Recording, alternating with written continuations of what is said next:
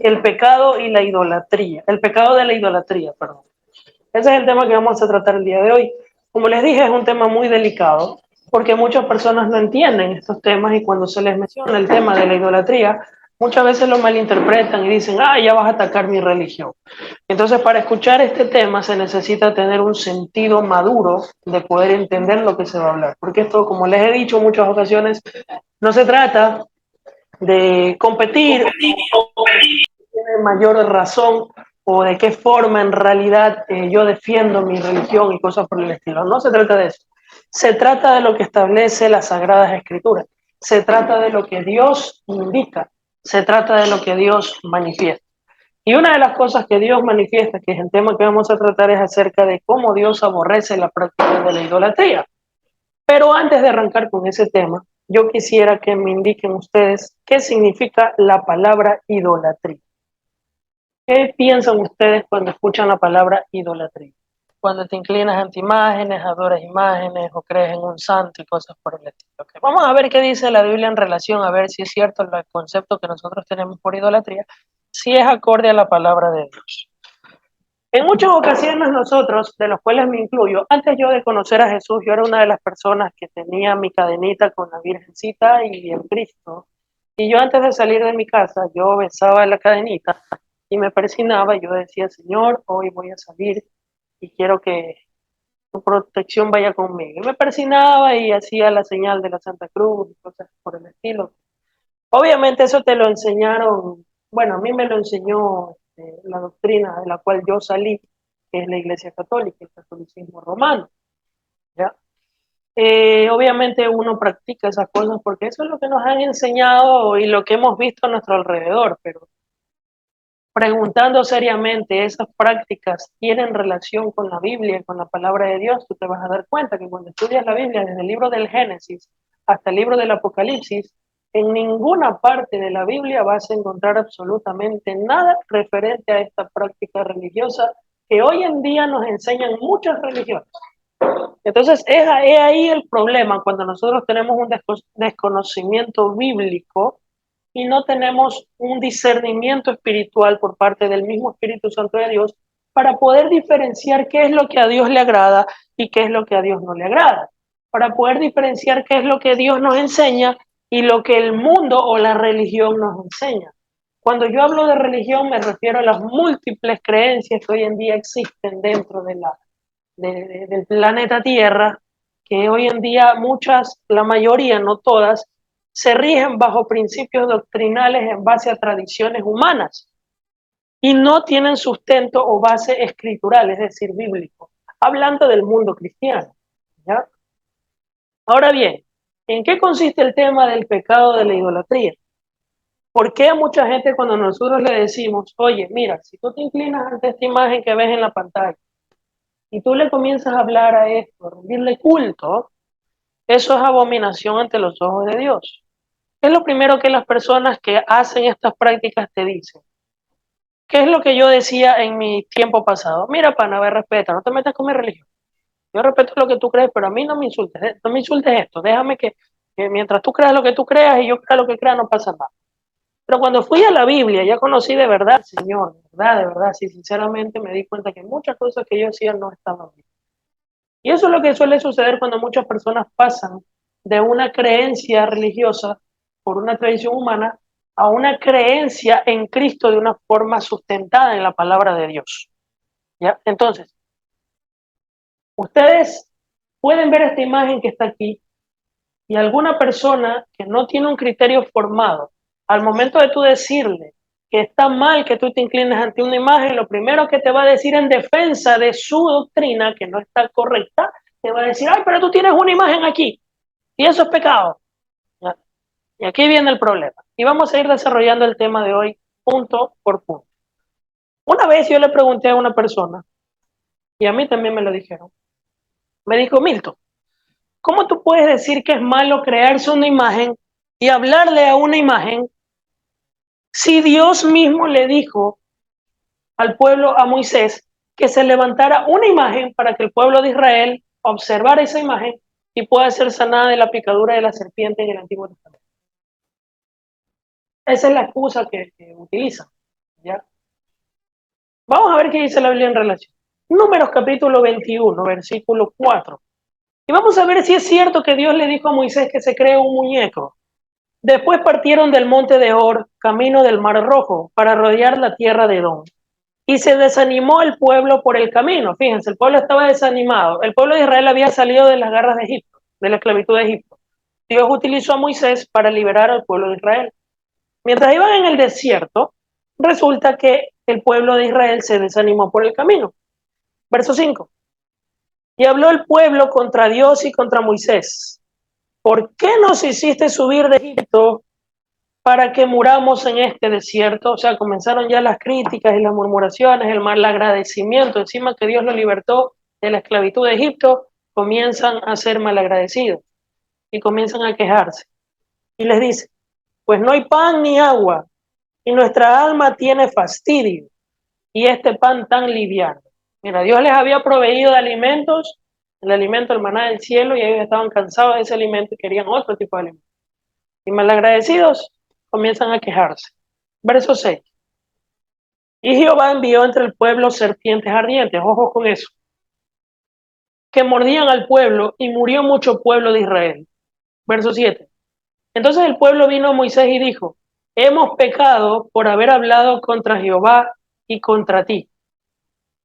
Ruega a Jehová que quite de nosotros estas serpientes.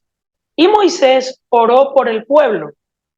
Y Jehová dijo a Moisés, verso 8, Moisés, hazte una serpiente ardiente y ponla sobre un asta. Ojo a eso. Y cualquiera que fuere mordido y mirare hacia esa serpiente, ¿qué dice? Vivirá. Verso 9. Y Moisés hizo una serpiente de bronce, ojo, y la puso sobre un asta. Y cuando alguna serpiente mordía a alguno, ellos miraban a la serpiente de bronce y vivían. Como se pueden dar cuenta, el texto bíblico es contundente y alguno puede decir, ¿viste? ¿Te das cuenta que no hay problema con que se creen imágenes? Dios le dijo a Moisés que se cree una imagen de bronce, un asta, y tenían ellos que mirar a la imagen para que ellos puedan ser sanados de la picadura de la serpiente. O sea, me puede hacer el milagrito. ¿Tiene sentido o no tiene sentido utilizar este texto que acabo de leer para yo defender mi postura de que al crear una imagen estoy en lo correcto y rendirle culto a esa imagen, sí o no? ¿Tiene o no tiene sentido? Según el texto que acabamos de leer. Se demoran, que ya está. Entre comillas, sí, pero la realidad es que no. Y ya van a ver por qué. Como pueden ver en la pantalla, Moisés está haciendo énfasis. Era algo parecido a esto. ¿Se dan cuenta? Era un asta. ¿Ya? Era un asta y la serpiente de bronce estaba por encima. ¿Ya? Pero lo curioso es que esta asta tiene una forma muy peculiar, si se dan cuenta.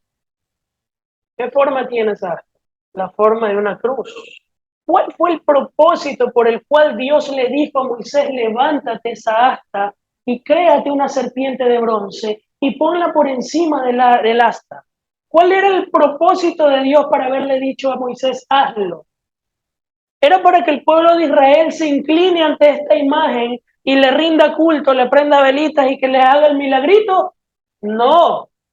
¿Saben cuál era el propósito de Dios al crear esta imagen? Como en el Antiguo Testamento o en la antigüedad, regresa conmigo. En la antigüedad no existía lo que hoy en día tenemos la Biblia impresa. No existía el papel. A lo mucho que ellos tenían eran las tablas de la ley de los 10 mandamientos. Era lo único que el pueblo de Israel tenía. ¿Ya? No tenían el papel como hoy en día lo tenemos. ¿De qué forma se transmitía el mensaje de Dios en la antigüedad? De la forma oral, mediante la oralidad. Y ellos eran muy meticulosos y muy minuciosos para reservar o conservar, mejor dicho, la tradición oral. No es como en la actualidad que tú le dices a alguien una palabra y esa persona aquí se va y ya se le olvidó. No, ellos así se las guardaban. Ustedes le preguntan a los abuelitos y tatarabuelos o bisabuelos que estén en vivo, ellos se saben de memoria todo en su época, ¿no? Ya, hoy en día ya muchos no, porque es otra época, pero en esa época esa gente se guardaba todo, no se les olvidaba nada. Y de esa forma se conservaba la tradición oral, y de esa forma a lo largo de la historia, hasta que ya llegó a nuestros días, se conservó lo que es la doctrina cristiana, hasta que llegó el cristianismo, obviamente, ¿no?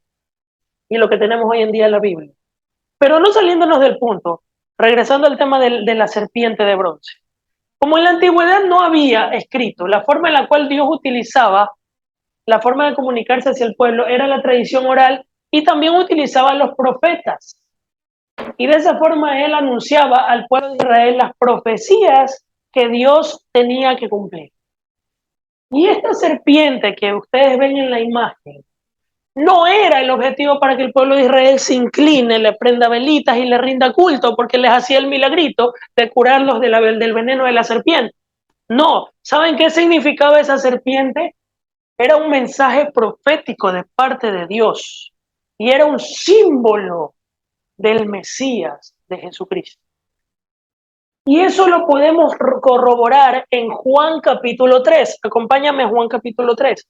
Cuando Jesucristo ya aparece en escena, Jesucristo mismo hace mención a esa serpiente de bronce. Juan capítulo 3, versículo 14. Entonces, es importante siempre leer el texto en su contexto, no solamente leer fragmentos, porque ahí se malinterpretan los textos. Fíjate lo que Jesucristo les dice a los judíos de aquel entonces. Jesús dice, y como Moisés levantó la serpiente, ¿en dónde? En el desierto, así es necesario que el Hijo del Hombre sea levantado. Verso 15, para que todo aquel que en él cree no se pierda, mas tenga vida eterna. Regresa con la imagen de la serpiente. Jesús dijo, así como Moisés levantó la serpiente en el desierto, así es necesario que el Hijo del Hombre sea levantado, es decir, sea crucificado. Entonces, esa serpiente que ustedes ven ahí no era el objetivo de Dios para que la gente le rinda culto, o le hable, o le ore, o le prenda velitas. El objetivo era un mensaje profético diciendo, así como esa serpiente se levantó, así será levantado mi hijo crucificado. Porque así como ustedes veían a la serpiente para que ustedes sean sanados del veneno mortal, así es necesario que ustedes miren al Hijo de Dios crucificado y pongan su mirada en Cristo Jesús para que nosotros por medio de él tengamos vida eterna y ser librados de la muerte, el veneno mortal del pecado. Es eso lo que significa esa imagen. Pero ¿qué es lo que te enseña la doctrina religiosa que no tienes fundamento bíblico? No pasa nada, pues así como Moisés levantó la serpiente, usted puede tener un altar en su casita, préndale los velitas y bueno, es una representación de Dios, te dice. Jamás fue la intención de Dios esa. Y mira, para que te des cuenta, tanto fue el punto de la gente del pueblo de Israel, es que lo que pasa es que el pueblo de Israel era muy dulce para la idolatría.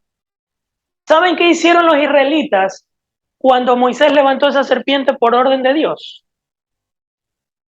Le rindieron culto al muñeco y le empezaron a orar y le empezaron a rendir culto y a prenderle las velitas o quemarle incienso, ¿ya? Y comenzaban a hacerle rituales religiosos. Cuando el pueblo de Israel comenzó a hacer esos rituales religiosos porque la serpiente les hacía el milagrito y porque Dios le dijo que se la cree para que ellos sean sanados, resulta que el mismísimo Dios que le dijo a Moisés, créate la serpiente, libros mucho más adelante de la Biblia, el mismo Dios le dice a un profeta, le dice a un hombre, le dice a un hombre de Dios, destrúyeme esa porquería. ¿Por qué? Porque el pueblo de Israel se ha corrompido. ¿Ya?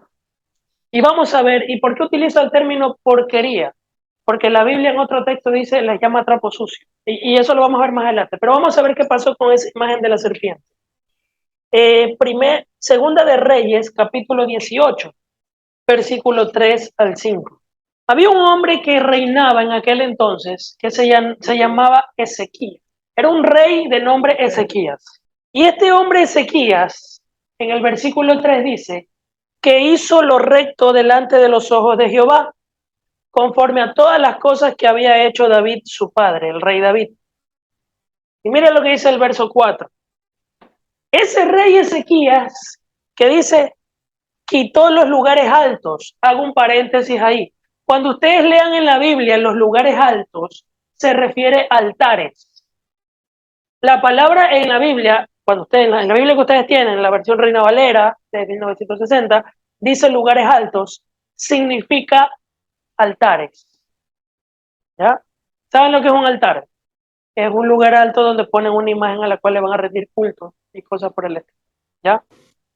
El tamaño no importa, pero eso es un altar. Es como un escalón, ¿ya? Un altar.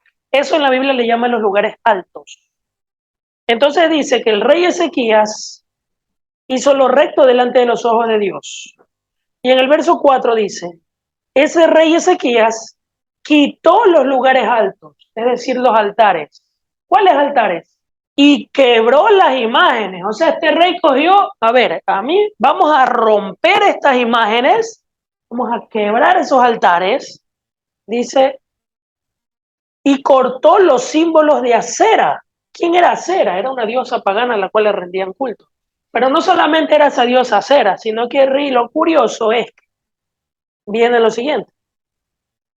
E hizo pedazos, ¿qué cosa? La serpiente de bronce que había hecho Moisés. ¿Por qué? Ahí viene la respuesta. Porque hasta entonces le quemaban incienso los hijos de Israel. Y la llamó como Nehushtan. Verso 5. En Jehová Dios Israel puso su esperanza. Ni después ni antes de él hubo otro como él entre todos los reyes de Judá. ¿Se dan cuenta de la importancia de leer el contexto de la Biblia?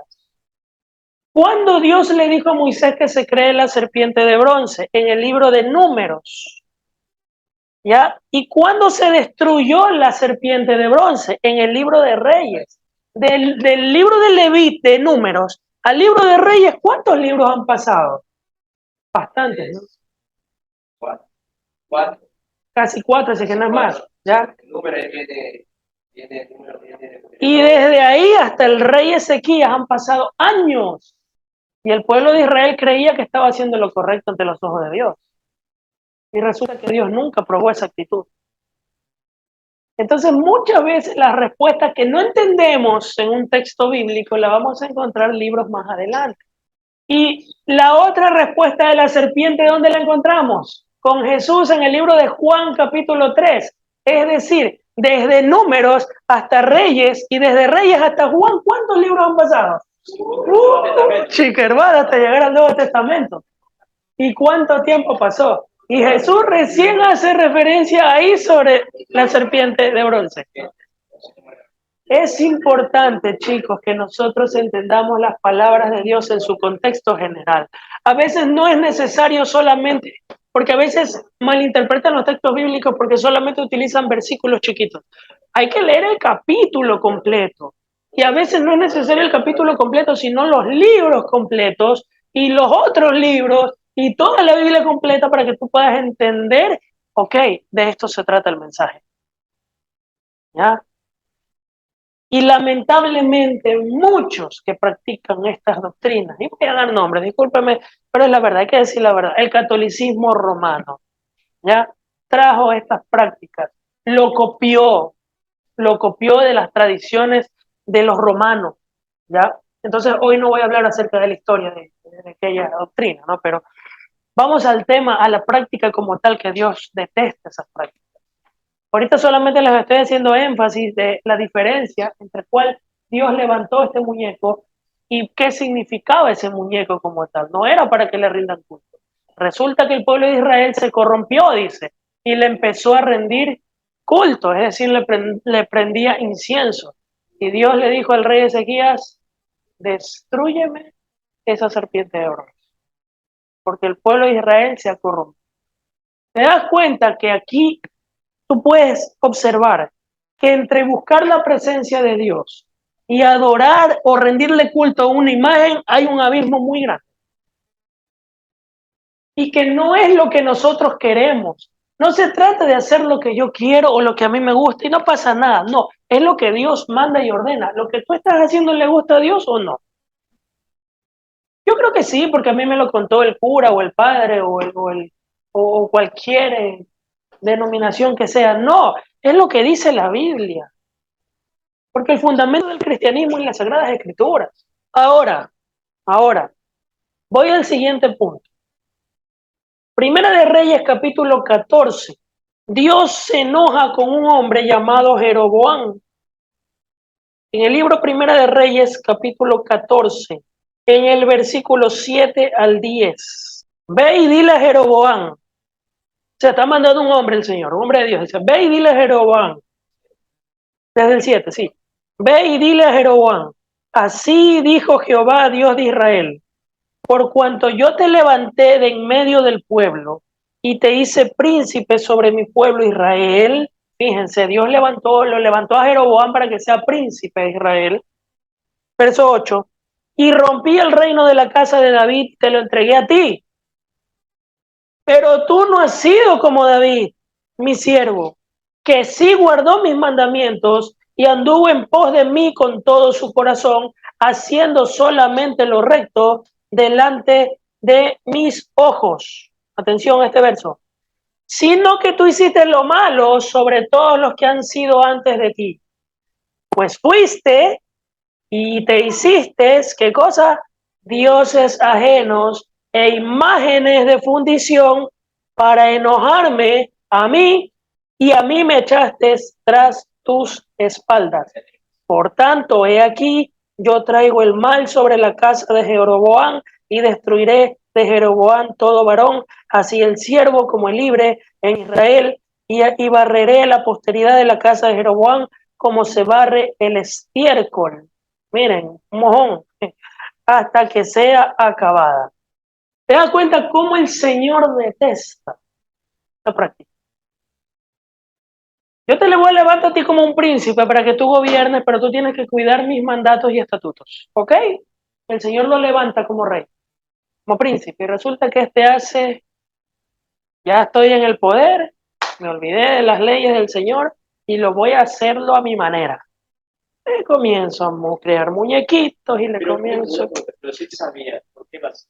Porque él quería basar por tercos, necios, como en la actualidad.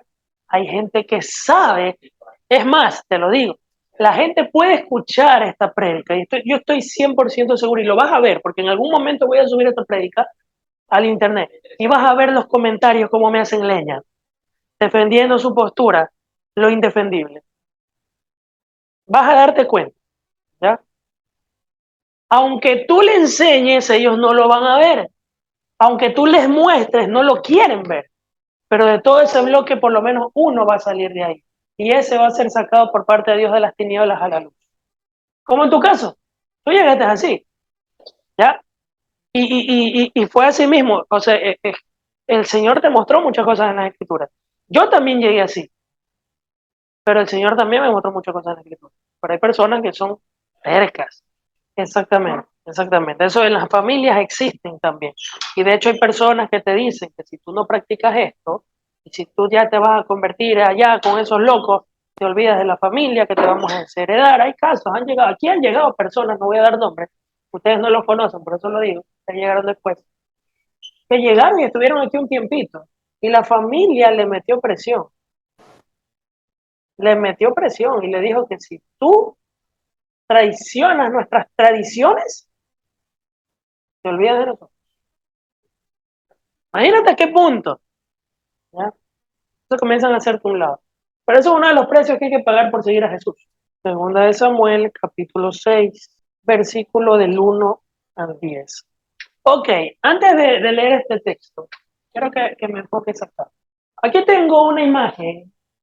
Ay, idólatra, pecador. Mira lo que tienes ahí. No sé si los de internet se puedan ver, ustedes verifiquen ahí. Ya. Esto que ustedes ven aquí es una réplica del arca del pacto, del arca de la alianza. Hoy no voy a hablar sobre ese tema, ¿ya? Pero en el Antiguo Testamento Dios le dijo a Moisés que se cree un tabernáculo que estaba compuesto por tres partes, que era el lugar, el atrio, que era el patio, el lugar santo, que era la parte como de la casa, y el lugar santísimo, que era el lugar más íntimo y más interno, donde estaba este objeto, que se llama el Arca de la Alianza, que era compuesto por una caja, y dentro de esta caja estaban la ley de Moisés, los 10 mandamientos, la ley de Dios, perdón. Estaba el maná, estaba la vara de Aarón que había reverdecido, estaba dentro de este cofre. Encima de este cofre estaba unos ángeles, no recuerdo si eran ángeles o querubines, querubines eran, ¿no? Que son estos dos querubines que ustedes ven aquí, postrados delante de aquí en el centro estaba la gloria de Dios. La mismísima presencia de Dios había descendido del cielo y estaba aquí en medio. Siempre estaba la gloria de Dios aquí acompañando al pueblo de Israel.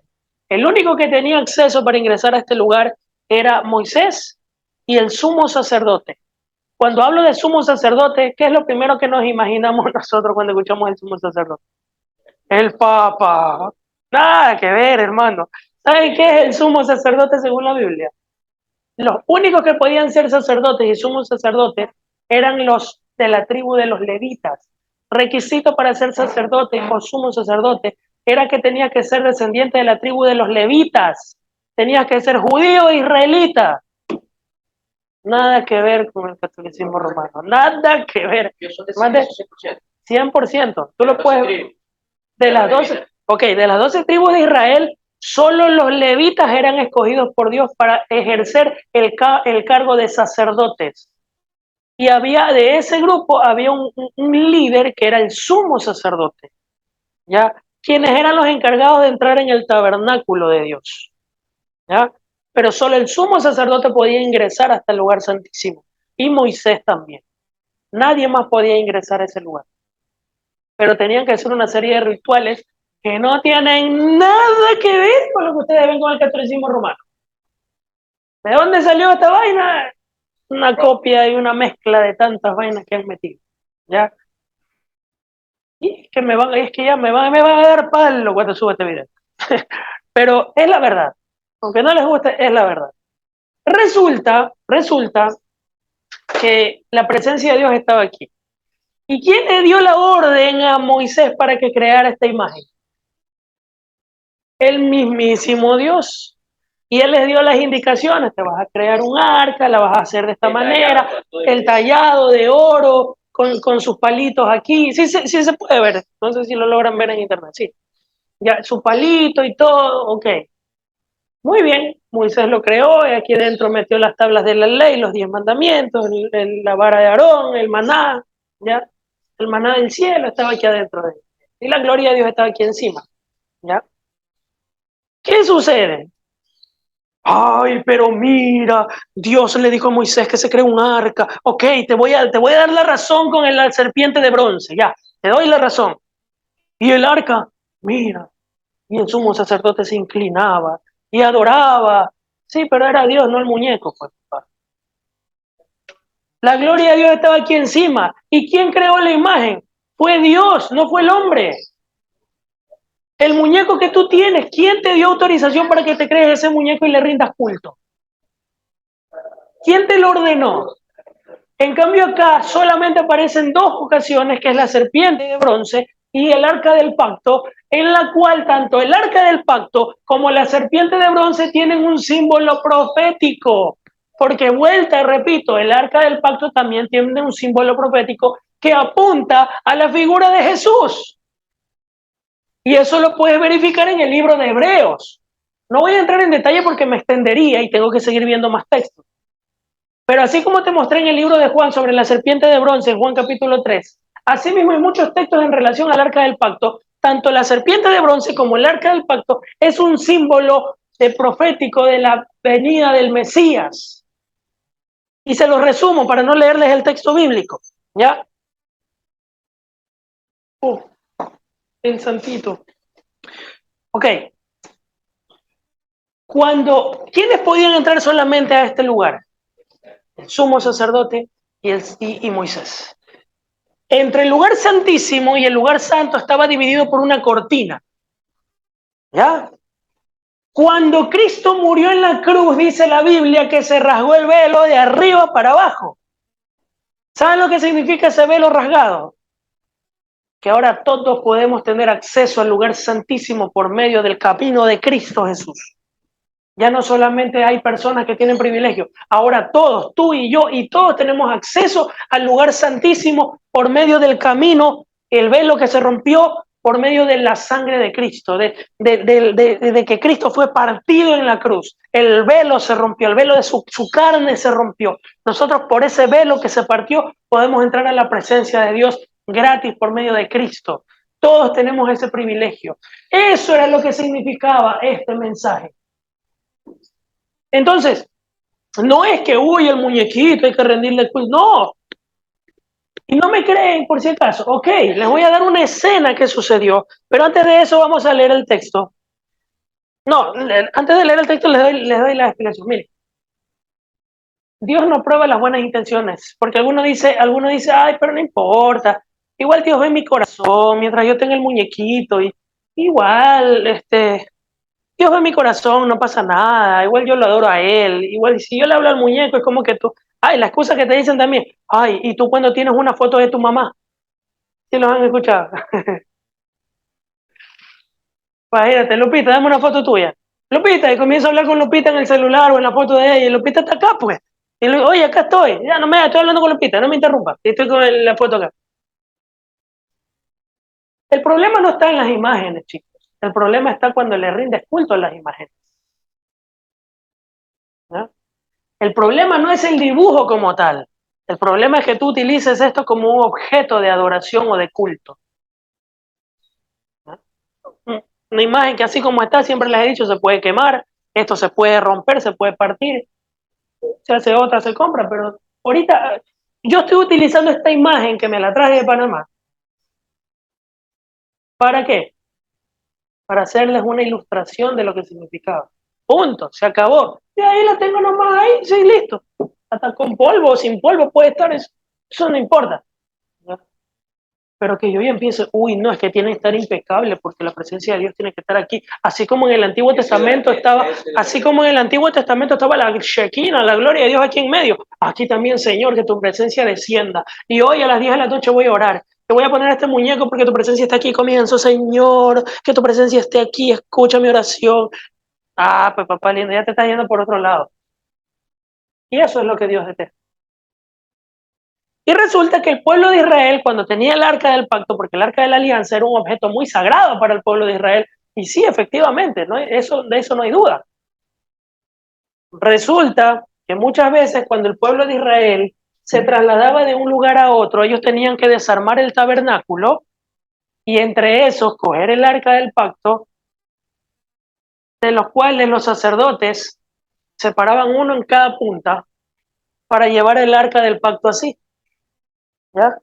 La llevaban así en el hombro y ellos caminaban y tenían que tener mucho cuidado donde se les caiga el arca del pacto, no porque el objeto como tal sea algo wow, sino que la mismísima presencia, el objeto estaba consagrado por la mismísima presencia de Dios, pero era la presencia de Dios que estaba ahí. Y tal es el punto que el objeto no era en sí el objeto como tal para decir wow, es el objeto, no, era la presencia de Dios. Porque resulta que los israelitas se fueron en una guerra contra los filisteos y los israelitas perdieron el rumbo y comenzaron a ver el objeto del arca como un objeto de buena suerte. No estaba en presencia de eso, no ganaba. ¿Ya? Yo les digo buena suerte porque hoy en día muchos utilizan como yo lo hacía. Yo me llevaba mi cadenita y es como que fuera la buena suerte. Es que yo no salgo de mi casa si no toco la Biblia y me persino, o paso por una iglesia, la miro y me persino. Que te persino no pasa nada. Porque eso no tiene ningún sustento bíblico. ¿Ya? Pero yo antes sí era de uy, uy, uy. Ahora, resulta que el pueblo de Israel se fue a la guerra contra los filisteos. Estaban en guerra y todo. Pero el pueblo de Israel, como era dulce para la idolatría, muchachos, vamos a ver el arca y llevémosla. Pues ¿saben por qué el pueblo de Israel estaba en guerra? Porque ellos eran desobedientes a Dios. Y les tocó la guerra. Y muchas guerras los israelitas ganaron porque llevaban el arca de la alianza, el arca del pacto, pero porque la presencia de Dios iba ahí. Y resulta que como ellos ya tenían victorias de guerras con eso, perdieron el horizonte y dijeron, llevemos el arca. Y resulta que Dios los abandonó y ellos llevaron el arca. Pero Dios ya no estaba ahí. Se los comieron los filisteos. Y es más, se robaron el arca a los filisteos. Se les llevaron el arca a los filisteos. Que ya después Dios, obviamente, por su promesa, para que ellos devuelvan el arca, para que el pueblo de Israel vuelva a rendir les cayó hemorroides a los filisteos, pero ese es otro tema. No voy a entrar en detalle de eso, y los filisteos tuvieron que devolver el arca. Pero vamos, sí, pero vamos a entrar al otro detalle. Vamos a ir, estamos en 2 de Samuel capítulo 6, versículo del 1 al 10 dice, David intenta llevar el arca a Jerusalén. ¿Cuál arca? La que les estoy enseñando ahorita.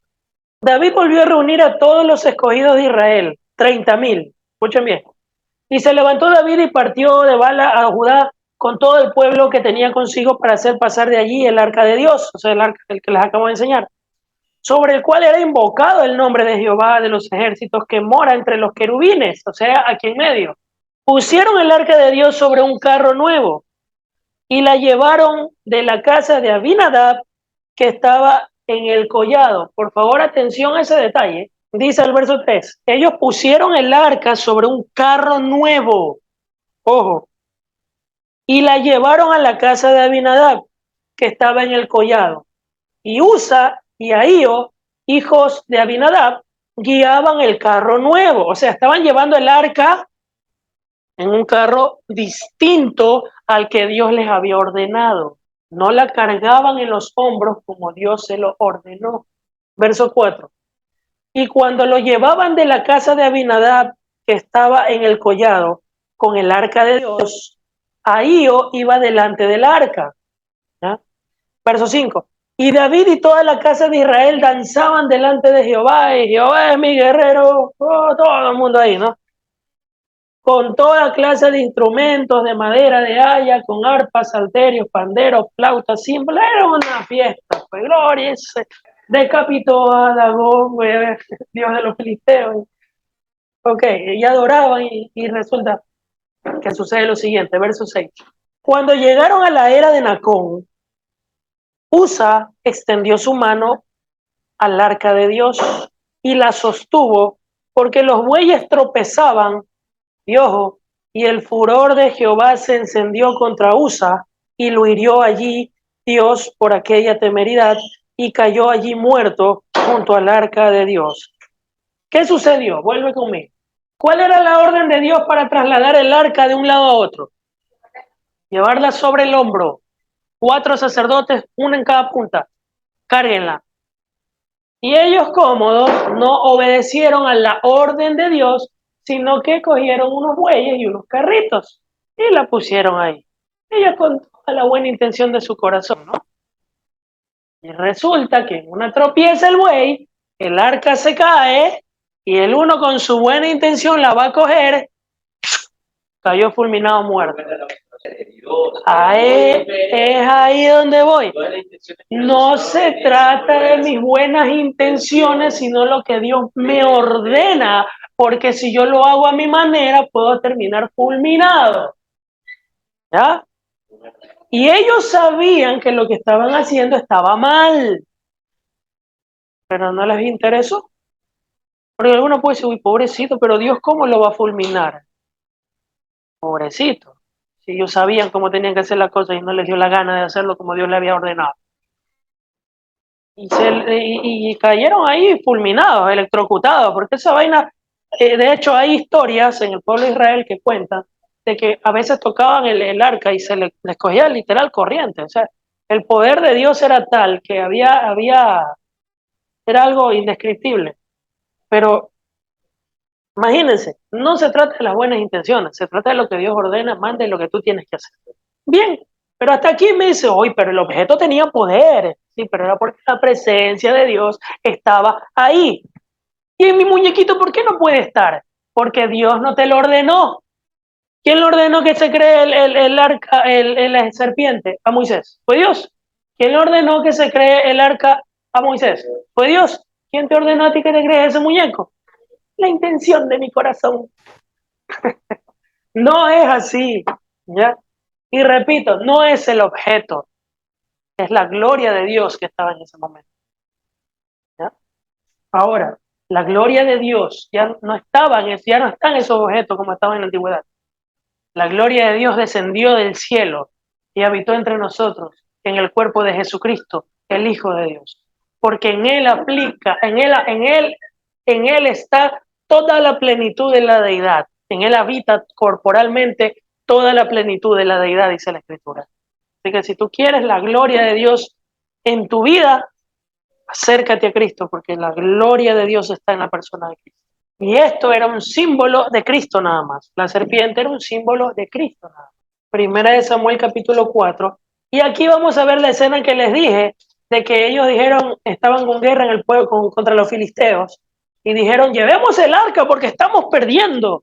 Dice Primera de Samuel capítulo 4 del 1 al 13. Y Samuel habló a todo Israel, por aquel tiempo salió Israel a encontrar en batalla a los filisteos y acampó junto a Ebenezer, y los filisteos acamparon en Afec. Y los filisteos presentaron la batalla a Israel, y trabándose el combate, Israel fue vencido delante de los filisteos. Mira, lo estaban haciendo leña. Los cuales hirieron en la batalla en el campo como 4,000 hombres. Cuando volvió el pueblo al campamento, los ancianos de Israel dijeron, ¿por qué nos ha herido Jehová delante de los filisteos? Estaban hechos leña. ¿Por qué, Señor, nos has herido? Decían. Y mira lo que ellos dijeron. Traigamos a nosotros de Silo el arca del pacto de Jehová.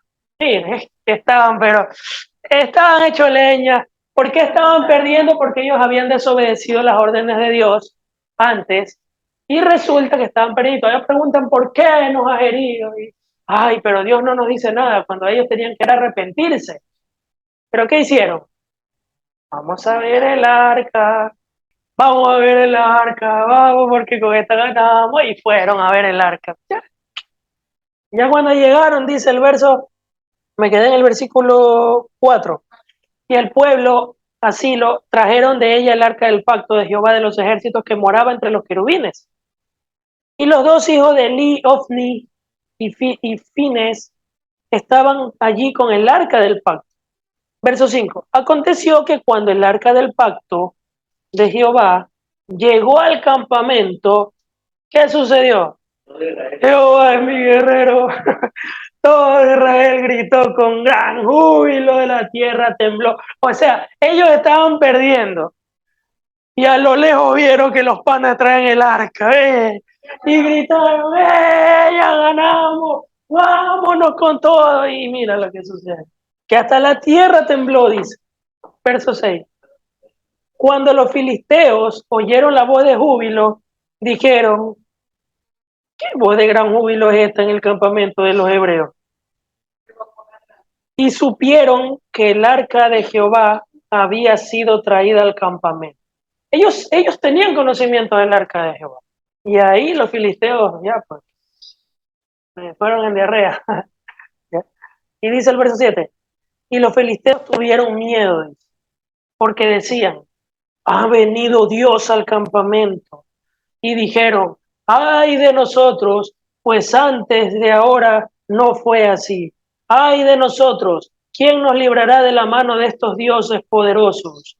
Estos son los dioses que hirieron a Egipto con toda plaga en el desierto.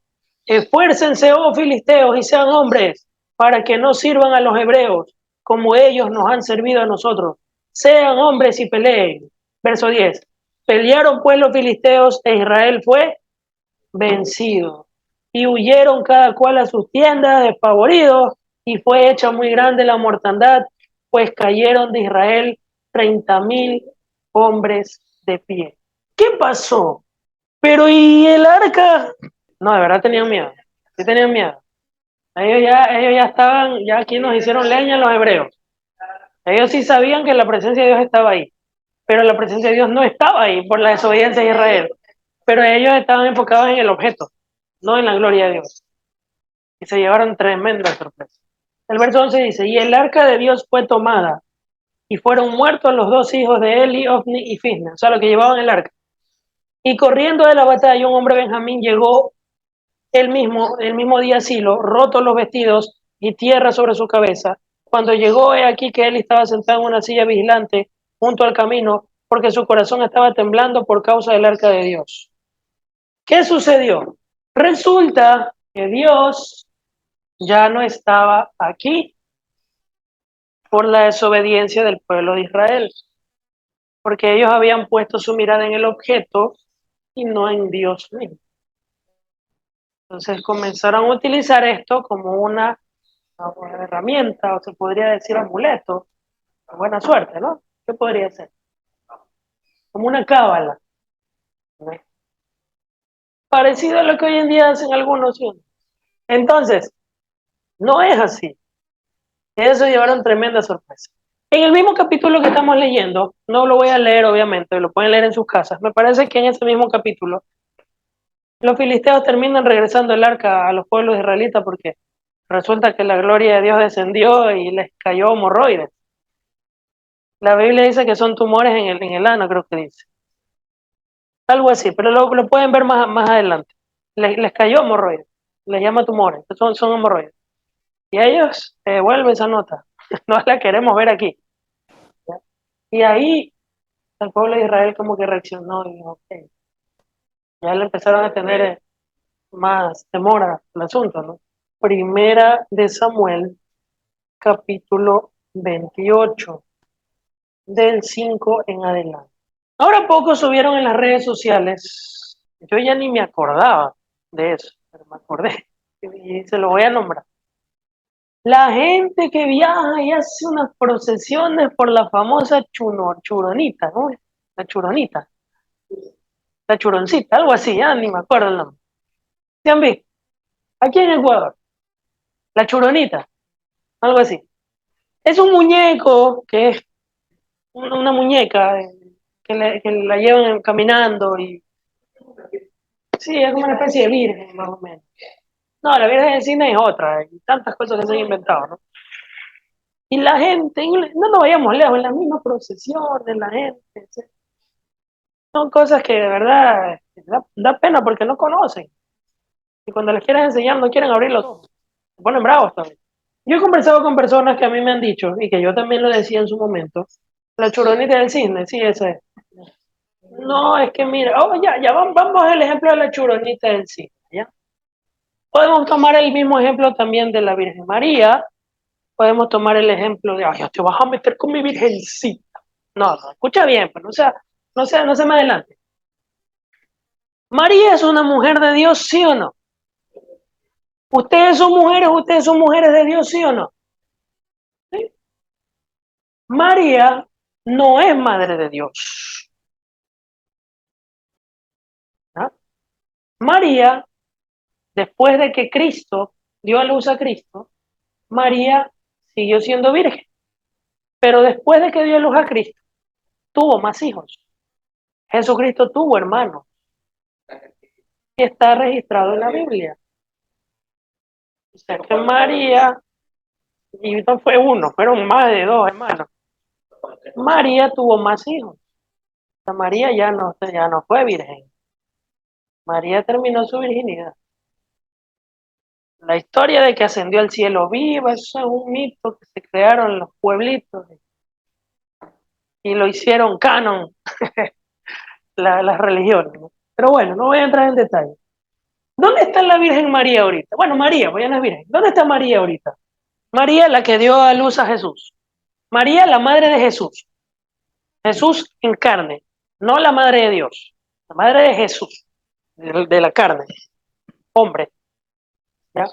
¿Dónde está María ahorita? María está en el cielo, ¿verdad? ¿Qué está haciendo María? María está de pachanga, María está de fiesta. María no tiene ni idea de lo que está sucediendo aquí en la tierra.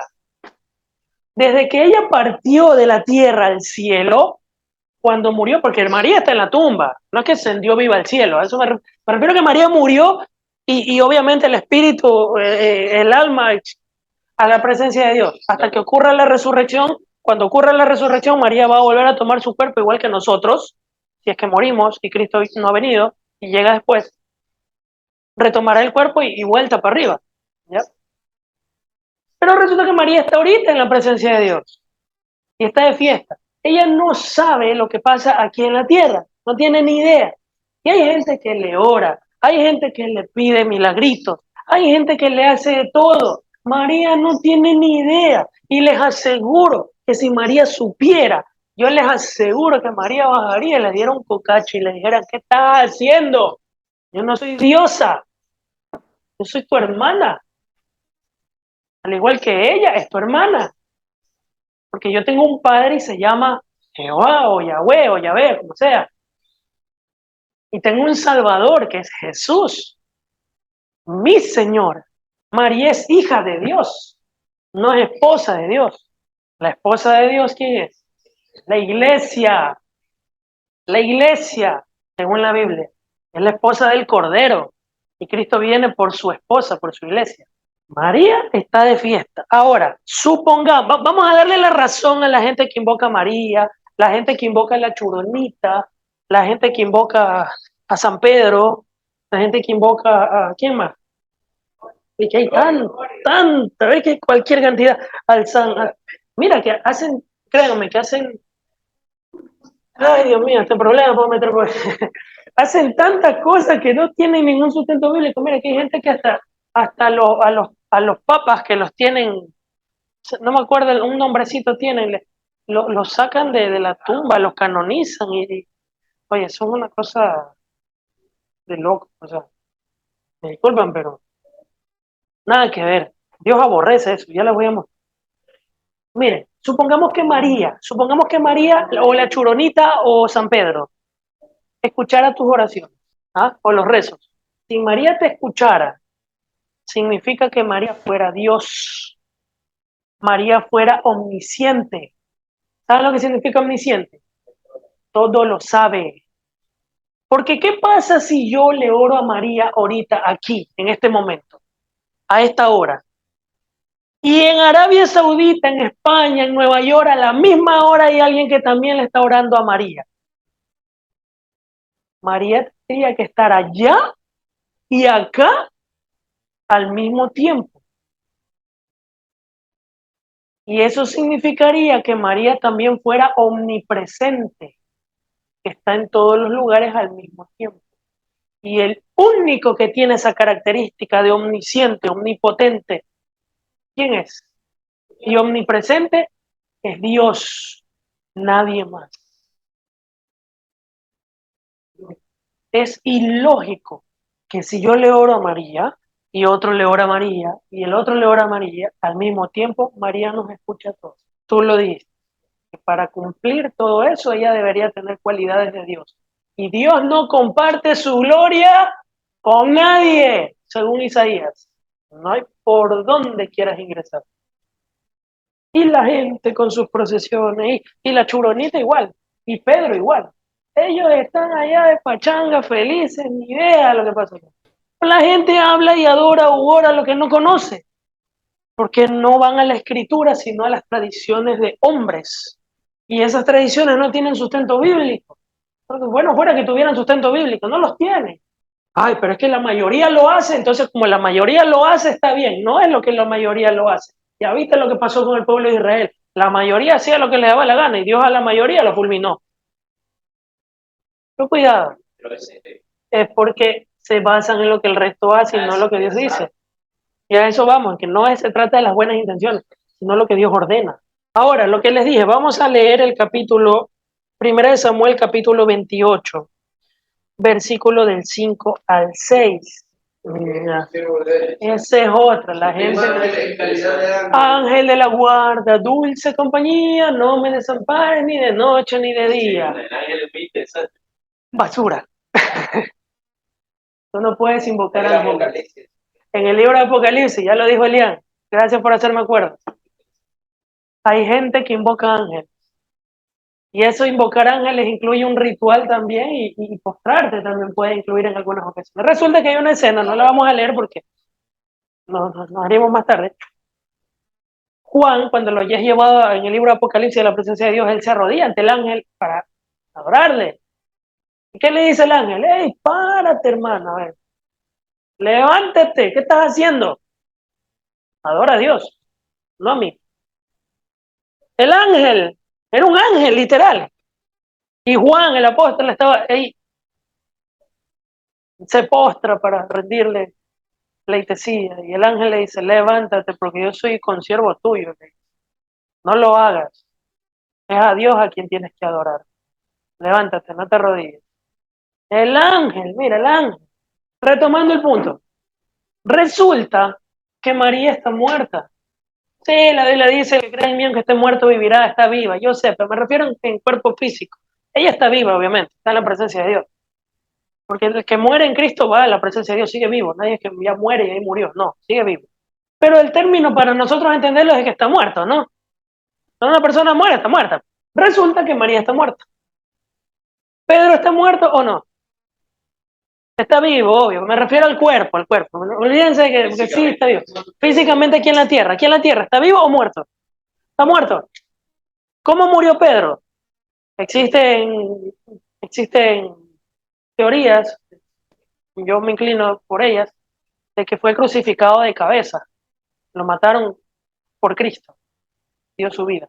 Y muchos de los apóstoles también. La Churonita, ¿está en la tumba o no está en la tumba? Estas personas tienen su tumba en el cementerio. Por ende están muertas, hablando en el lenguaje terrenal. Resulta que si tú comienzas a hablarle a Pedro, resulta que tú le comienzas a hablar a María o le hablas a la Churonita o a quien sea que ya está muerto, tú estás invocando muertos. Y eso es un pecado que Dios lo aborrece o no tienes idea. Y eso lo vamos a ver ahorita, una escena parecida a lo que muchos amiguitos míos hacen.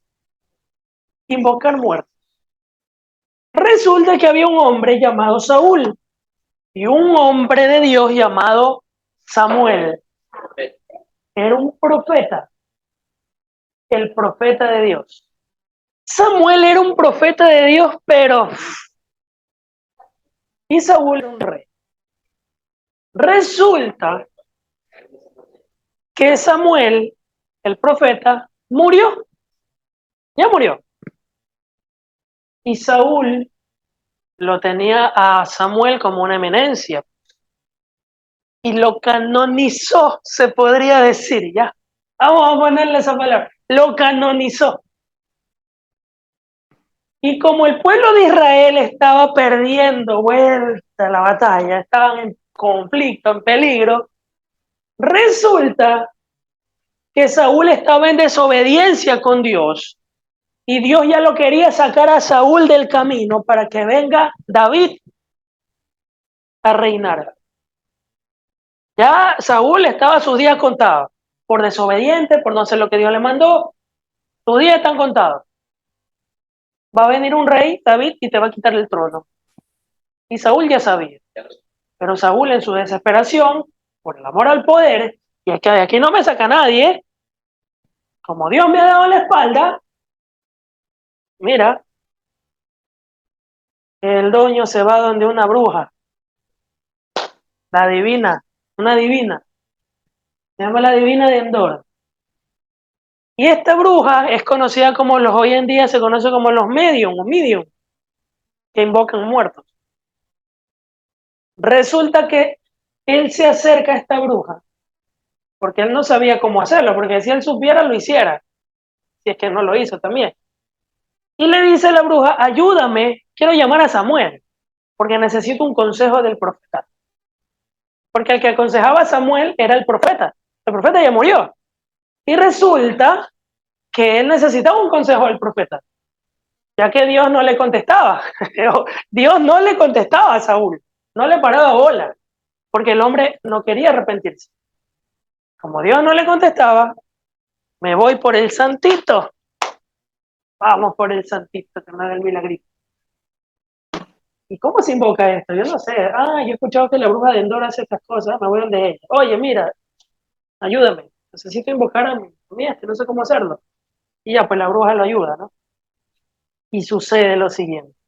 Primera de Samuel 28, del 5 al 6, dice: Entonces Saúl dijo a sus criados: búscame a una mujer que tenga espíritu de adivinación, para que yo vaya a ella y por medio de ella pregunte. Y sus criados le respondieron: aquí hay una mujer en Endor que tiene espíritu de adivinación. Y se disfrazó Saúl y se puso otros vestidos y se fue con 2 hombres y vinieron a aquella mujer de noche. Y él dijo: yo te ruego que me adivines por el espíritu de adivinación y me hagas subir a quien yo te dijere. O sea, me ayudas a invocar al que yo te diga. Verso 9. Y la mujer le dijo: he aquí tú, vamos a saltarnos al versículo 15, vamos al grano, ¿ya? Verso 9. Y la mujer le dijo: he aquí tú sabes lo que Saúl ha hecho, cómo ha cortado la tierra de los evocadores y los adivinos. ¿Por qué pues pone tropiezo en mi vida para sacarme a morir? Entonces Saúl le juró por Jehová diciendo: vive Jehová, que ningún mal te vendrá por esto. Mira ese atrevido. O sea, la tenía tranquila. O sea, Saúl mandó a matar todas esas adivinas. Ok, tranquila, el man estaba disfrazado. Vive Jehová, tranquilo, que no te va a pasar nada. Yo te lo garantizo. O sea, y mira lo que en el verso 11. La mujer entonces dijo: ¿a quién te haré venir? Y él respondió: hazme venir a Samuel.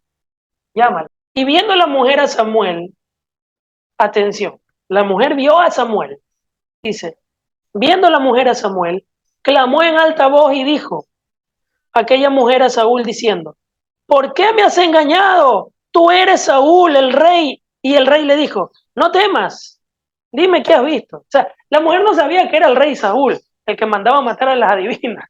Y él fue donde esa adivina, porque le ayude, porque él no sabía cómo hacerlo. Y cuando se le aparece el disque Samuel: tú eres Saúl, ¿qué haces aquí? Y él le dice: tranquilo, no te voy a matar, ayúdame. Eso es lo que sucede. Entonces el verso 12 dice: viendo la mujer a Samuel, clamó en alta voz y habló aquella mujer a Saúl diciendo: ¿por qué me has engañado? Pues tú eres Saúl. Y el rey dijo: no temas, ¿qué has visto? Y la mujer respondió a Saúl: he visto dioses que suben de la tierra. Verso 14. Él le dijo: ¿cuál es su forma? Ella respondió: un hombre anciano viene cubierto de un manto. Saúl entonces entendió que era ¿quién? Samuel. Y humillando el rostro en la tierra, hizo gran, reverencia. Aquí viene la típica, vuelve conmigo: nosotros no adoramos, sino que veneramos. La misma vaina, compadre. Es lo mismo. No es lo mismo. Bueno, ya digamos que no es lo mismo. Lo que estás haciendo no es agradable ante los ojos de Dios. Y más adelante voy a ser bien descriptivo. Pero por ahora les digo eso. Vuelve al versículo. Y Samuel le dijo a Saúl: ¿por qué me has inquietado? Imagínate la voz. El muerto, ¿verdad? Se le apareció. ¿Se han escuchado a esa gente que dice: a mí se me apareció mi abuelito que murió y yo sentí su perfume en mi cuarto? Está conmigo mi abuelito. ¿Sí los han escuchado? Cuidado, que no es tu abuelo. Cuidado, es un espíritu inmundo. Sí, alguno va a decir, se va a resentir quizás porque, ay, estás insultando a mi abuelo, yo sé lo que vi. Sí, Saúl también sabe lo que vio. Y lo que vio no fue Samuel, fue un demonio. Pero aquí no dice que es un demonio. Ya lo vas a ver, tranquilito. Ya vas a ver, tranquilito. Vamos a seguir desarrollando. Verso 15. Y Samuel dijo a Saúl: ¿por qué me has inquietado haciéndome venir? Y Saúl respondió: estoy muy angustiado, pues los filisteos pelean contra mí y Dios se ha apartado de mí y no me responde, ni por medio de profetas ni por sueños. Por eso te he llamado, para que me declares lo que tengo que hacer. Verso 16. Entonces Samuel dijo: ¿y para qué me preguntas a mí, si Jehová se ha apartado de ti y es tu enemigo? Verso 17. Jehová te ha hecho como dijo por medio de mí. pues Jehová ha quitado el reino de tu mano y se lo ha dado a tu compañero David. Como tú no obedeciste a la voz de Jehová ni cumpliste el ardor de su ira contra Amalek, por eso Jehová te ha hecho esto hoy. Y Jehová entregará a Israel también contigo en manos de los filisteos. Atención a lo siguiente. Aquí te das cuenta que el que está hablando no es Samuel, sino un demonio. Y mañana estarás conmigo, tú y tus hijos. Y Jehová entregará también al ejército de Israel en manos de los filisteos. A ver, aguántame ahí. Saúl era un desobediente, era un impío. ¿Ya vieron el atrevimiento, como le digo, Jehová no te va a hacer nada a la bruja? Y le dice, el supuesto profeta le dice, mañana vas a estar conmigo. Vas a morir, pero vas a estar conmigo. ¿Dónde estaba el profeta Samuel? En el seno de Abraham, conocido, para que me entiendan, no puedo explicar ahorita porque me desviaría el tema, el paraíso, porque el profeta Samuel era un hombre de Dios, él estaba donde Dios. ¿Y tú crees que un hombre de Dios le va a decir a un impío que ha hecho lo que le da la gana y utiliza el nombre de Dios en vano y así deshace, a decirle hoy estarás en el paraíso? Lo estaba engañando. Y es que es verdad. El Samuel, entre comillas, que le dijo hoy estarás conmigo, mañana, perdón, estarás conmigo, es verdad, porque al siguiente día murió Saúl, pero ese no fue al paraíso. En ese momento el demonio tenía razón. Te vas conmigo al infierno. Exactamente. Esas cosas que se te presentan, ¿ya?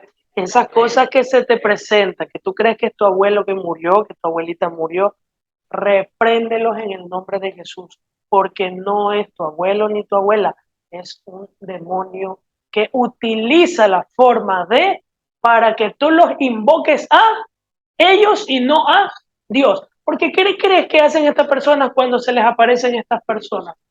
En la segunda vez, ¿a quién van a llamar? Yo los he visto, en las redes han publicado. Hoy te vi, hoy sentí tu olor. Yo sé que me estás cuidando del cielo. Papá lindo, el que te está cuidando es el Eterno, el Dios Todopoderoso. Y si tu papá o tu abuelo están en el cielo, ellos no saben lo que está pasando aquí en la tierra. Ellos ya se olvidaron, ellos están allá. Es otro mundo. Es otro mundo, es verdad, es otro mundo. Están en otro mundo. En el reino de los cielos. Si es que están en el cielo o están en el infierno, no se sabe. Pero los que están allá no pueden pasar acá. Ni los que están en el infierno pueden pasar acá. Y eso lo dice en el libro de Lucas, Jesucristo, cuando dijo la parábola de Lázaro y el hombre rico. No la voy a leer por cuestión de tiempo, pero dice que los que están allá no pueden pasar acá, ni los que están allá pueden pasar acá. Hay un abismo que los separa, no pueden. Ay, pero alguno para justificar su idolatría me dice, ay, pero y cuando Jesús estuvo en la tierra y se lo llevó a Juan, y se lo llevó a Pedro y a Santiago, y estaban los tres en el monte alto y Jesús se transfiguró, ¿no se les apareció Moisés y Elías? ¿Y Moisés no está muerto? ¿Cómo se le apareció el muerto? Si supieras que ellos no descendieron. Cuando Jesús se transfiguró, ellos fueron llevados al cielo. La gente te puede decir, pero a ver, discúlpame, Pedro estaba con Jesús en el lugar en el que Jesús se transfiguró, en el monte. Y estaba Pedro, Juan y Jacobo con Jesús. Y Jesús se transfigura y de repente se aparece al lado de Jesús Moisés y Elías. Moisés y Elías están muertos. Elías fue arrebatado, Moisés fue muerto. Y ellos son del cielo. ¿Qué hacen acá en la tierra? Cuando Jesús se transfiguró y estaban hablando, Jesús estaba hablando. Si supieras que lo que sucedió ahí no es que el muertito descendió, sino que Jesús los llevó en la transfiguración a la gloria. Y además ellos estaban hablando era con Jesús, no con ellos. Moisés y Elías estaban hablando con Jesús, no con Pedro, Jacobo, el otro, Pedrito metido que quería, Señor, ahí estaba Elías y Moisés, ¿quieres que hagamos unas caballitas? Asustado estaba, no sabía ni lo que decía, pero ya. Se transfiguró, pues. Es que si se transfigura, se está transfigurando en la mismísima gloria. Lógico, pues. Estuvieron en la gloria. Y dentro de esa gloria también estaban las presencias de estos hombres. Y como Apocalipsis describe que dentro de la gloria de Dios, alrededor estaban los 24 ancianos, los seres vivientes, como lo escribe Apocalipsis.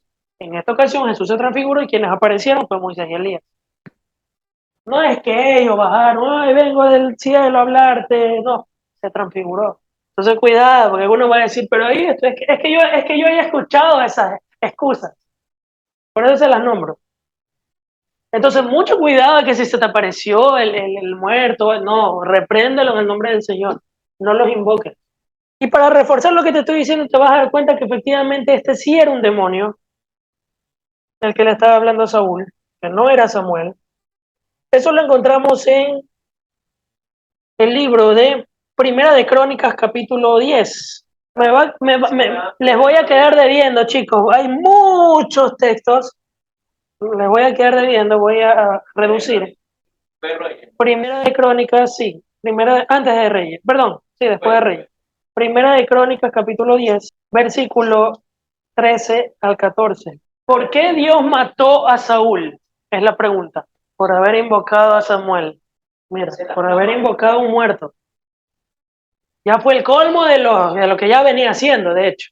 Verso 13 dice, así murió Saúl por su rebelión con que prevaricó contra Jehová, contra la palabra de Jehová, la cual no guardó. ¿Por qué? Porque consultó una divina y no consultó a Jehová. Por esta causa lo mató y traspasó el reino de David, hijo de Isaí. ¿Quién se le apareció a Saúl? No fue Samuel, un demonio. ¿Qué crees tú que pasa cuando ves al muñequito de la Virgen llorando en lágrimas de sangre? La gente dice, milagro. Milagro nada, que el Señor reprenda esa cosa. Quita tu mirada del Rey de Reyes, el Dios espiritual, para ponerlo en un objeto que se quiebra y no sirve para nada. Se puede invocar a María, se puede invocar al Santo Pedro, se puede invocar a la Churonita, se puede invocar ahora invocan hasta la Santa Muerte en México, imagino. Yo vi eso. Pero bueno, resulta que nosotros no podemos invocar esas cosas porque Dios las aborrece. Si tú invocas a María, ¿está bien o está mal? Si tú coges este muñeco y en representación de Dios, no importa, igual yo sé que Dios es espíritu, pero es una representación nomás, como una fotito nomás como de mi mami, una foto de mi mamá, mi papá, no pasa nada. Y comienzo, y Señor, Padre nuestro que estás en los cielos, santificado sea tu nombre, y lo beso, y ¿es correcto o no es correcto? No, no es correcto. Y si yo cojo así mismo el muñequito del San Pedro, o el de, ¿cómo es? El de la Churonita, o el de la Virgen María, o el de la Guadalupe, como se llame, y yo le comienzo a hacer lo mismo, ¿es correcto o no es correcto? ¿Por qué razón no es correcto que yo haga esto con las Guadalupe, con las Virgen María, con las etcétera? Porque como les dije, estos personajes ya están muertos. Y no podemos invocar muertos. Porque cuando tú les hablas, estás invocando muertos. Y por ende estás invocando demonios. Deuteronomio capítulo 18, versículo 10. No se ha hallado en ti quien haga pasar a su hijo o a su hija por el fuego, ni quien practique la adivinación, ni agorero, ni sortílego, ni hechicero. Cuidado, porque ¿qué signo eres tú? ¿Qué signo eres, Lupita? ¿Qué signo eres, Sofía? Nada, que signo soy. Nada, yo soy de Cristo. Eso no. Nada, que el horóscopo, ni que yo soy de Capricornio, ni nada. Porque eso tiene un origen. Y aquí dice, ni hechicero, ni agorero, ni sortílego, ni adivinación, nada por el estilo. Verso 11, ni encantador, ni adivino, ni mago, ni quien consulte a quién, a los muertos. Entonces, ¿por qué razón invocas a un muerto? ¿Por qué canonizas a un muerto? ¿Por qué razón invocas a un muerto? ¿Por qué razón canonizas a un muerto? Si aquí dice que no invoques muertos. Y el siguiente verso dice, el verso 12, ¿Por qué Dios prohíbe eso? Porque le da asco. Aquí dice, porque es abominación para con Jehová cualquiera que hace estas cosas, y por estas abominaciones Jehová tu Dios echa estas naciones delante de ti. Perfecto serás delante de Jehová tu Dios. ¿Qué le produce a Dios esta práctica? Abominación. Entonces no es lo que tú quieres, no es como tú lo haces, es como Dios ordena en su palabra. Y alguno me dirá, pero yo tengo unos muñequitos ahí en la casa, hay un altar de una Guadalupe, ¿qué hago con esos muñequitos? Ya te voy a decir qué vas a hacer con esos muñequitos. Ay, me queda corto el tiempo. A ver, vamos, Isaías 8:19. Y si te dicen, pregunten a los encantadores y a los adivinos que susurran hablando, responde, ¿no consultará el pueblo a su Dios? ¿Consultará a los muertos por los vivos, a la ley y al testimonio? Si no dijeren conforme a esto, es porque no les ha amanecido. ¿Qué dice el 20? Regresa conmigo. ¿Saben lo que significa la ley y el testimonio? A la Biblia. Si no es conforme a esto, no les ha amanecido la luz. Sea lo que te hayan enseñado en las tradiciones religiosas. Si no es conforme a la palabra, no es de Dios. Aunque suene lindo. Aunque me digas que te hizo. Sí, porque hay gente que te va a decir, ok, sí, pero tú no sabes lo que yo he vivido. Yo tengo una experiencia y a mí la Guadalupe me hizo mi milagro y me lo hizo. ¿Y acaso no dice la escritura que Satanás se disfraza como ángel de luz? Y aquí son dos teorías. Número uno, Satanás te lo hizo, pero vas a recibir tus consecuencias más adelante, si no te arrepientes. Número dos, pudo habértelo hecho Dios mismo porque Él es bueno y misericordioso, pero nunca probó lo que tú hiciste.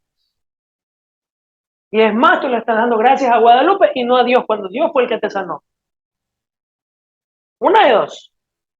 Y una tercera, puede ser que hay un cristiano que está firme en el Señor, firme, y ese está orando por ti. Y el milagro que lo recibiste fue porque Dios escuchó la oración de ese, no la oración tuya a la Guadalupe, con el objetivo de que tú puedas recibir un poco más de vida, para que puedas conocer el único camino que te lleva a Dios y se llama Cristo Jesús, Señor nuestro. Porque no hay otro camino. No hay camino de Virgen, no hay camino de Buda, no hay camino de Guadalupe, no hay camino de Chuanito, lo que sea. El único camino entre Dios y el hombre se llama Cristo. ¿Quieres llegar a Dios? Jesús. Jesús dijo, yo soy el camino, yo soy la verdad, yo soy la vida. Nadie viene al Padre si no es por mí. ¿Quieres vida? Sí, acércate a Cristo. ¿Quieres encontrar el camino, el único? Sí, se llama Cristo. ¿Quieres conocer la verdad? Sí, se llama Cristo, porque yo soy el camino, la verdad y la vida. ¿Quieres vida eterna? Sí, ve a Cristo. ¿Quieres llegar a Dios? Sí, nadie va al Padre, nadie viene al Padre si no es por Cristo. No hay más. Es el único. Y es el único intermediario entre Dios y el hombre. Ay, pero cuando yo pido que tú ores por mí, no estás intercediendo tú por mí. No, yo oro por ti y el que intercede es Dios. Pero yo estoy vivo contigo, pues compadre, pues no muerto. Y Cristo, Él resucitó de entre los muertos, Él vive por los siglos de los siglos. Éxodo 20, vamos rapidísimo.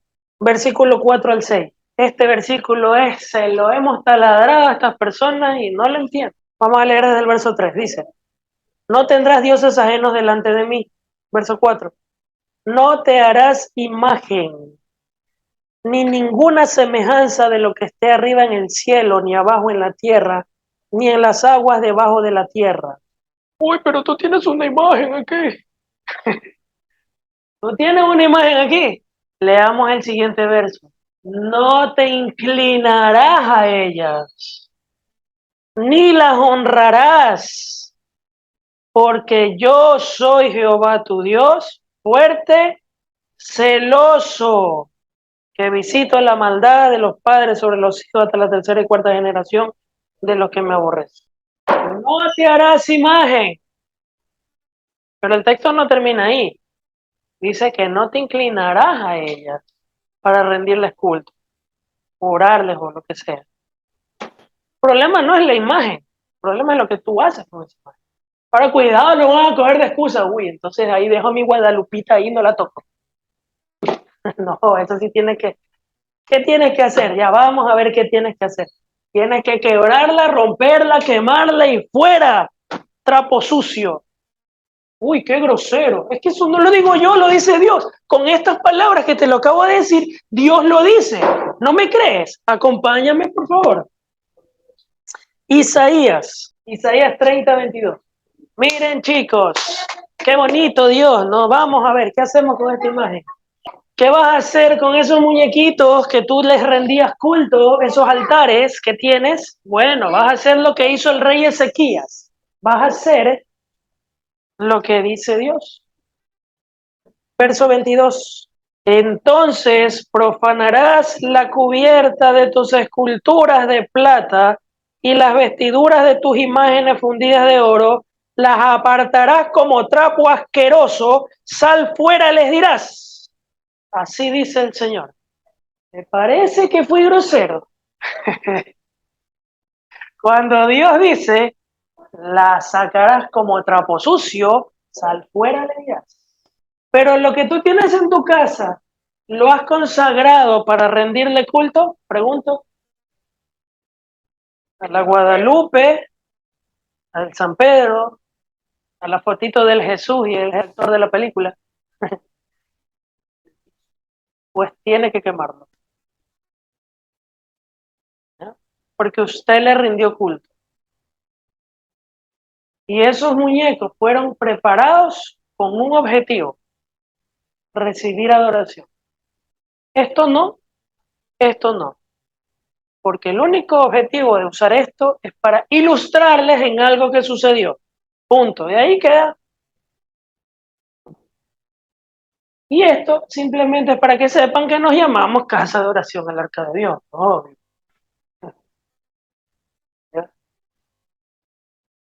Pero jamás van a ver aquí un muñeco de un Jesús crucificado.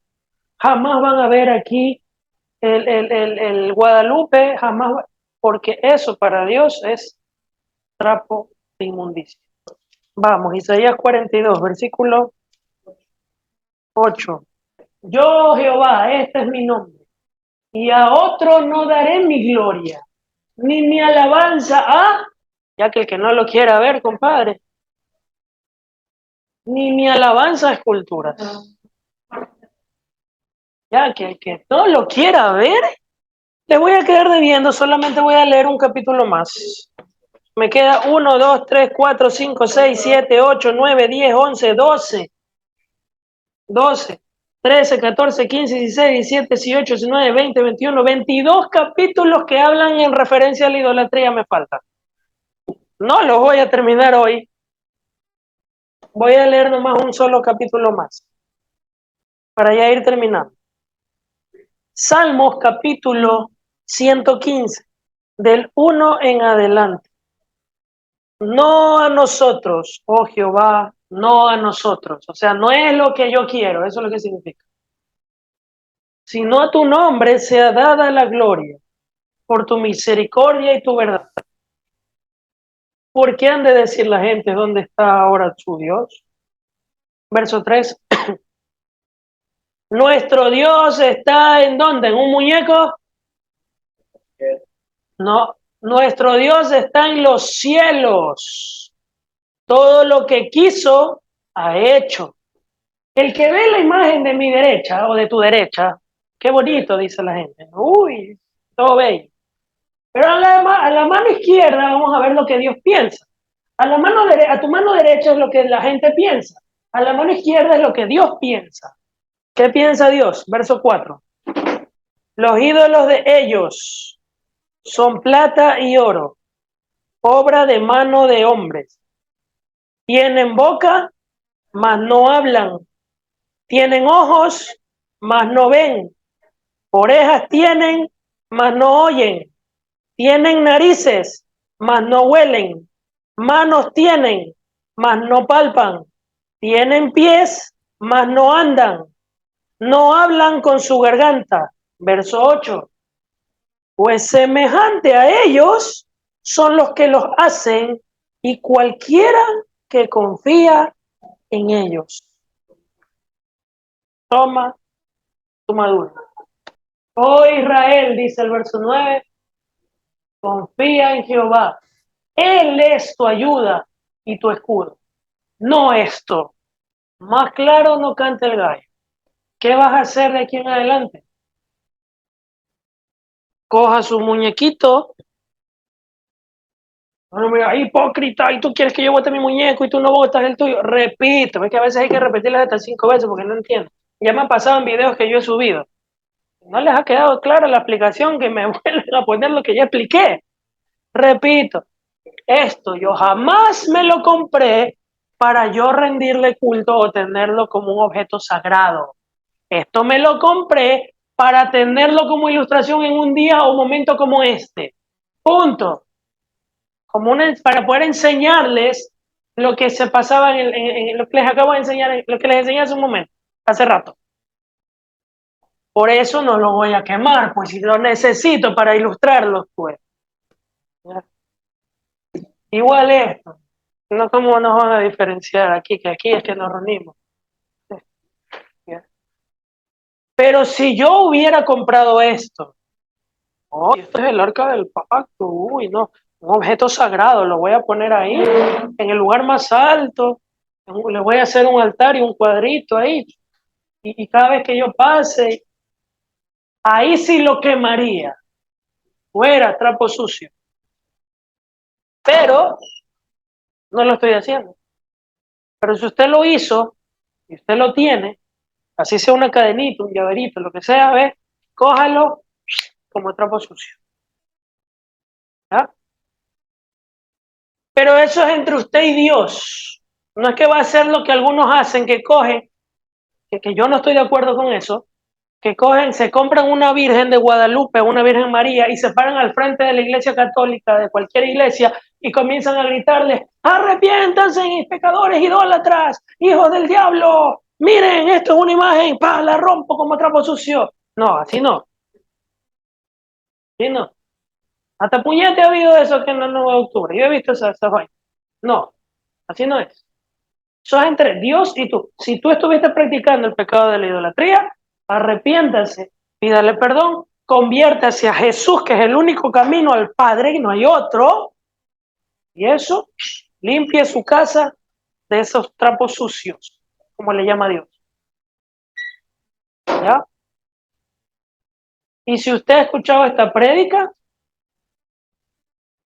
a mí no me ha visto que yo lo he cogido y lo he roto, que obviamente si lo tuviera lo hiciera, que lo hice en su momento.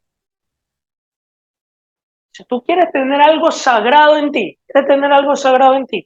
papá lindo, la Biblia, las sagradas escrituras, pero esto, no para ponerlo en la puerta de tu casa como amuleto de buena suerte para que el ladrón no se meta a tu casa, no, esto es para que lo leas y lo tengas dentro de ti, lo practiques. Eso es lo sagrado. Y al tenerlo y practicarlo, lo tienes a Cristo, el camino a Dios. ¿Quieres acercarte a Dios de verdad? Haz a un lado las doctrinas religiosas de seres humanos que te han inducido a un camino no correcto y acércate a Jesús, que es el único camino al Padre. Repito, Juan capítulo 14, Jesús dijo: yo soy el camino, yo soy la verdad y yo soy la vida. Nadie viene al Padre si no es por mí. Entre Dios y el hombre hay un intermediario que se llama Jesús. Y no me salgan con que María intercedió cuando estaba aquí en la tierra, en la fiesta, que se le acercó y le dijo: Jesús, ya se acabó el vino. Es que se la agarran por todos lados. Hay un solo intermediario y se llama Jesús, lo dice la Biblia. Uno. Y Jesús dijo: hay un solo camino. Cualquiera que entra por otro lado es un salteador y ladrón. Por la puerta tiene que entrar. Y Jesús dijo, yo soy la puerta. Él es. ¿Por qué razón? Porque el que murió por ti en la cruz se llama Cristo. No es María, ni Pedro, ni Milton, ni el Papa, ni lo que es, ni la churrita, ni nada. El que murió por ti en la cruz es Cristo. Ay, aquí tienes una imagen. Sí, pero es para que me entiendas, pues la imagen de la cruz. No es que voy a estar, hazme el milagro. No, pues, es para que entiendas. A veces hay gente que hay que explicarle con dibujos. ¿Ya? Cristo murió en la cruz. Por ti y por mí. Para que tú y yo, por medio de él, entremos al cielo. Punto. Así que si usted quiere algo de Dios, vaya a Cristo. Porque Jesús, el Padre, el Hijo y el Espíritu Santo, es el mismo Dios. Y Él no comparte su gloria con nadie. Fuera de Él no hay otro. Él no da su alabanza a las esculturas de hombres. ¿Ya vieron lo que pasó con la serpiente? ¿Ya vieron lo que pasó con el arca del pacto? Y ya vieron lo que pasó con Cristo. Él rompió el velo para que tú y yo tengamos acceso al lugar santísimo por medio del camino que es Cristo. Y al abrir la cortina se rompió el velo de su carne. Se rompió su carne por el sacrificio en la cruz para que nosotros se rompa el velo de la cortina que nos separaba de Dios, para nosotros por él tener acceso al Padre, al lugar santísimo, por medio de Cristo. Amén. Así que arrepiéntase y conviértase a Cristo, porque es el único que lo puede salvar. Deje a un lado esas cosas que no tienen ningún sentido. Lo único que va a provocar es la ira de Dios sobre usted. Y lo único que va a provocar es que Dios le dé la espalda. Aunque tú digas que te haga el milagrito, que ya te dije, los milagritos se lo puede hacer hasta el diablo. ¿No? Pero mucho cuidado. A quien tienes que invocar con el objetivo, te hace el milagrito con el objetivo de desviarte la mirada de Cristo, para ponerte la mirada con el muertito que se te apareció en la noche, la imagen que te lloró lágrimas o lo que sea. O la virgen que se te apareció en el café, en el polvo del café. Uy, mira, tomó la forma de ¿cómo es? Voy camino a la playa y justo en el camino que voy a la playa, en la arena del piso, se aparece la carita de Jesús. Se me apareció, milagro, no, nada de eso, nada de eso. Jesús dijo, si alguno te dice el Cristo está aquí, no lo creas. Si te dice está allá en el cielo, aún si se aparece una imagen en el cielo de Cristo, o de la Virgen María, o de quien sea en el cielo, Jesús dijo en Mateo capítulo 24, no lo creas. Si te dicen, mira, está allá, no lo creas. Si te dice está acá, no lo creas. Porque yo mismo vendré a ti. Mucho cuidado. Esa gente pone en YouTube, dice, mira, desapareció la imagen, ¡oh, milagro! Y lloran. Ay, ay, ay. Si eso fuera, Cristo ya hubiera venido. Pero Cristo viene y cuando venga, Él viene pues. No va a aparecer ahí una figurita en el humo del cielo, en las nubes. Pues Él viene es a reinar, a gobernar, con juicio. Y antes de que Él venga va a ocurrir un arrebatamiento y la iglesia tiene que desaparecer de este planeta. O sea, las cosas como es. ¿Ok? Arrepiéntese y conviértese a Cristo, que es el único camino al Padre. Así que lo que le ha enseñado las doctrinas religiosas, nada que ver. ¿Usted quiere conocer la verdad? Cristo. En la palabra, en la Biblia. Póngase de pie. Vamos a orar. Me quedé muchos versículos se me quedaron. Pero bueno, yo creo que he sido claro, que los otros eran más claros todavía. Pero ha sido, creo, muy claro. Ok, ya. Eso sería bueno en el próximo. Ya, o no, ahorita mismo. A ver, la idolatría, obviamente ya sabemos que estamos hablando acerca de las imágenes. Pero ¿qué es la idolatría? Es la pregunta que les hice al inicio. Es todo lo que ocupa el lugar que le corresponde a Dios. Eso significa idolatría. Es todo lo que ocupa el lugar que le corresponde a Dios. ¿Ya? Y Dios tiene que estar por encima de cualquier cosa. Una idolatría no solamente puede ser una imagen. Que tú le dediques más tiempo, por ejemplo, al internet que a Dios, eso se te convierte en un ídolo. Dios es el primero en tu vida. Ok, vamos a ponernos de pie. Padre, en el nombre de Jesús te damos gracias por tu palabra. Hoy nos hemos pasado un poco más del tiempo, pero bueno, por algo ha sido. El objetivo es que puedan abrir las personas sus ojos. Señor, habrán personas que estén endurecidas, pero también habrá personas que entiendan en realidad lo que tú trataste de decir. Esto no se trata el tema de hoy, Señor, tú lo sabes perfectamente, con el objetivo de atacar una u otra religión o irrespetar algo, no se trata de eso. Aunque en cuanto a tu palabra, tolerancia cero, Señor, eso lo sabemos, pero el objetivo de esta prédica es mostrar la verdad de tu palabra. Y es que es muy claro y contundente eres al demostrar de que tú aborreces este tipo de prácticas y que lo único que tú quieres es que nosotros enfoquemos nuestra mente, nuestra mirada, nuestro corazón, nuestro ser completo hacia la persona de Cristo y no hacia algo creado con manos de hombre. Señor Dios Todopoderoso, te pido en el nombre de Jesús que abras los ojos de las personas que no conocen esto y que hoy en día van a escuchar este tema o ya lo escucharon para que puedan arrepentirse y convertirse a ti, Señor. Y a los hermanos que han escuchado este tema y que ya lo conocen, te pido que les dé sabiduría para que ellos puedan compartir este mensaje a las personas que no conocen y sepan cómo abrirle los ojos a ellos por medio de tu Espíritu Santo para que puedan conocer la verdad como es, Señor. En el momento que ellos se conviertan a ti, la venda de sus ojos van a ser caídas y podrán ver mejor, así como lo hiciste conmigo, así como lo hiciste con algunos hermanos aquí presentes. Señor, gracias te damos. Bendice mucho nuestras vidas y Padre, que las personas que escuchen esto lo escuchen con mucha madurez, con altura y no y que de verdad mediten en esto y no piensen con el estómago, Señor, sino que de verdad mediten en esto y que se puedan arrepentir y puedan tomar las cosas de Dios en serio como tu palabra, la Biblia lo manda, y no como lo enseña la doctrina de hombres. Gracias te damos, Dios Todopoderoso. Ayúdanos a permanecer firmes en ti y que nuestra mirada no se aparte de ti, sino que permanezcamos firmes en ti, Señor, y no nos desenfoquemos observando o poniendo en primer lugar otra cosa que no seas tú, Señor. Gracias te damos, Padre mío. Llévanos con bien a nuestro lugar de destino, líbranos con el mal y del maligno, y que esta semana sea una semana muy bendecida, Señor. Gracias te damos en el nombre poderoso de Jesús. La gloria, la honra, la alabanza, la adoración es para ti por los siglos de los siglos. Amén, amén y amén. Amén, hermanos.